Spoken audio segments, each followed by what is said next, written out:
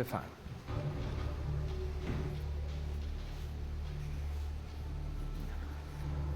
کنید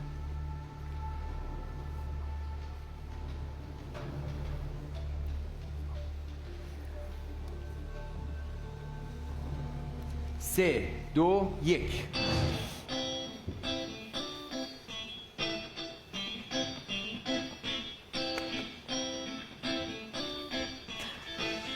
بفرمایید اونجا برگردید.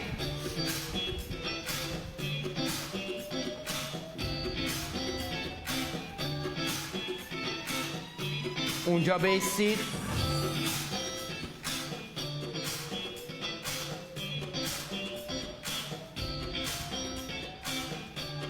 عالی، برگردید. داداشم برگرد.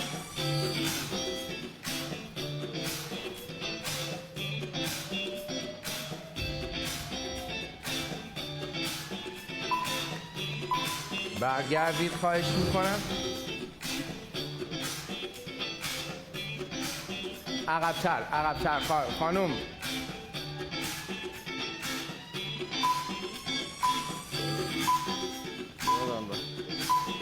برگردید.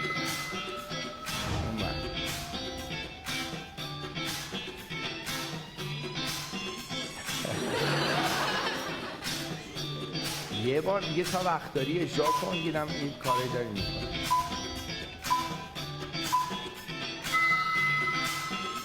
خب سه چیه؟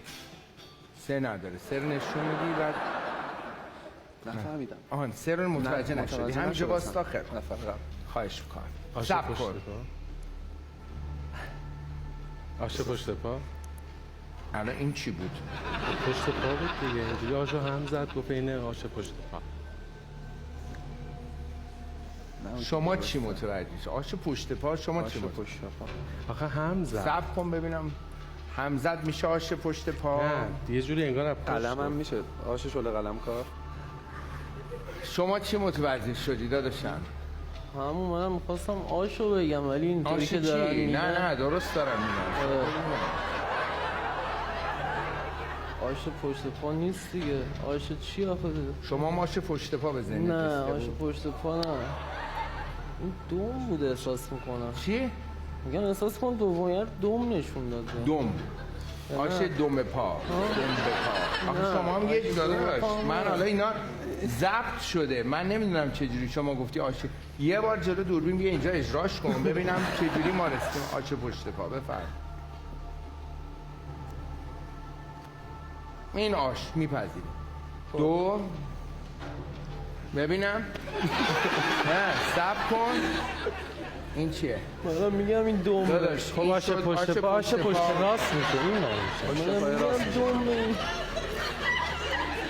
دومی چی بود؟ تشویقشون کنید تا من بعدا